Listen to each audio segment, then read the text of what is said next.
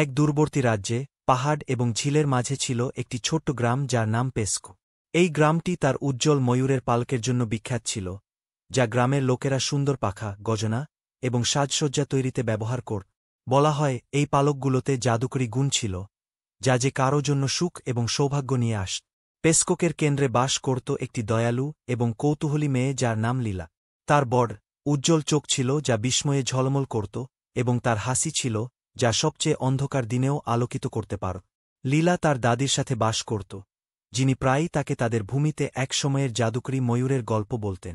তার দাদির মতে এই মজুরগুলো তাদের ইচ্ছামতো যেকোনো কিছুতে রূপান্তরিত হতে পারত। এক সোনালি সকালে লীলা যখন গ্রামের বাজারে ঘুরছিল, তখন সে কিছু গ্রামবাসীর কথা শুনল যে তারা একটি রহস্যময় মজুর সম্পর্কে কথা বলছে, যা নিকটবর্তী জাদুকরী জঙ্গলে দেখা গেছে।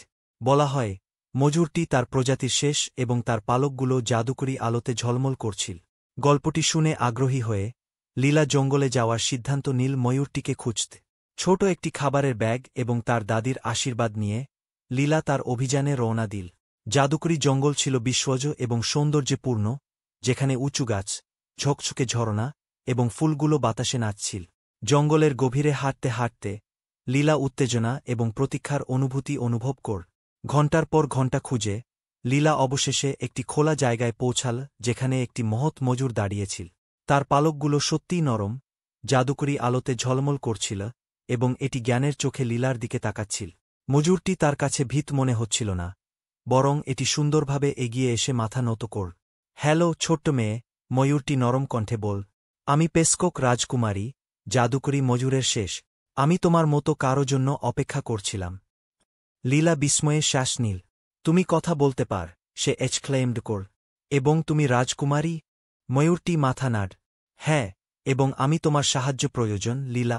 আমাদের জমিতে একটি অন্ধকার মন্ত্র ফেলা হয়েছে, এবং শুধুমাত্র একটি পবিত্র হৃদয় এটি ভাঙতে পারে। তুমি কি আমাকে সাহায্য করবে? কোনো দ্বিধা ছাড়াই লীলা সম্মত হল। পেসকোক রাজকুমারী তাকে জঙ্গলের গভীরে একটি লুকানো গুহায় নিয়ে গেল, যেখানে একটি দুষ্ট জাদুকর মজুরের জাদুকে বন্দী করেছি। গুহাটি অন্ধকার ছায়া এবং অদ্ভুত ফিসফিসে পূর্ণ ছিল, কিন্তু লীলা পেসকোক রাজকুমারীর সাথে থাকলে কোনো ভয় অনুভব করছিল না। তারা গুহার কেন্দ্রে পৌঁছাল, যেখানে একটি অন্ধকার স্ফটিকের ভিতরে একটি দুষ্ট শক্তি স্পন্দিত হচ্ছিল। পেসকোক রাজকুমারী ব্যাখ্যা করল যে তাদের জাদু একত্রিত করতে হবে মন্ত্র ভাঙতে।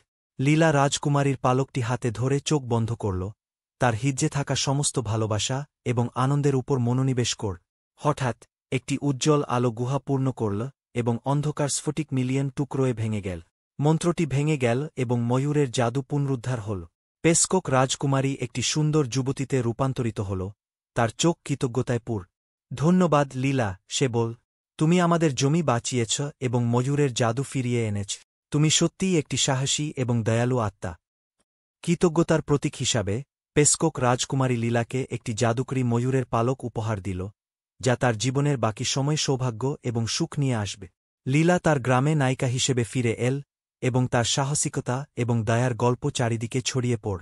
সেই দিন থেকে পেসকোক গ্রাম সমৃদ্ধ হল এবং মজুরগুলো আবার জমিতে ঘুরতে লাগল, যা যে কেউ তাদের সাথে দেখা করত তাদের আনন্দ এবং জাদু নিয়ে আস।